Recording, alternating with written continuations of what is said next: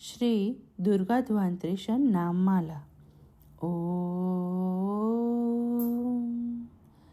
दुर्गा दुर्गार्तिशमनी दुर्गा पदवी निवारिणी दुर्गमच्छेदिनी दुर्गसाधिनी दुर्गनाशिनी दुर्गतोद्धारिणी दुर्गनिहन्त्री दुर्गमापहा दुर्गमज्ञानदा दुर्गदैत्यलोकदवानला दुर्गमा दुर्गमा लोका दुर्गमात्मस्वरूपिणी दुर्गमार्गप्रदा दुर्गम विद्या दुर्गमाश्रिता दुर्गमज्ञानसंस्थाना दुर्गमध्यानभासिनी दुर्गमोहा दुर्गमका दुर्गमार्थस्वरूपिणी दुर्गमासुरसंहन्त्री दुर्गमायुधधारिणी दुर्गमांगी दुर्गमता दुर्गम्या दुर्गमेश्वरी दुर्गभीमा दुर्गभामा दुर्गभा दुर्गदारिणी नामावलीमिमां यस्तु दुर्गाया मम मानवः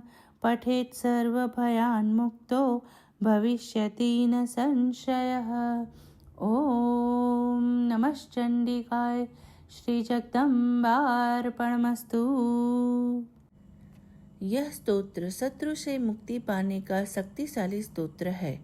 धन व्यापार में हानि, कर्ज में डूबा, अपनी बुरी व्यसनों से छुटकारा पाने के लिए अथवा रोग से मुक्ति पाने के लिए, राहु के कुप्रभाव से बाहर आने के लिए यह स्तोत्र अत्यंत लाभदायी है।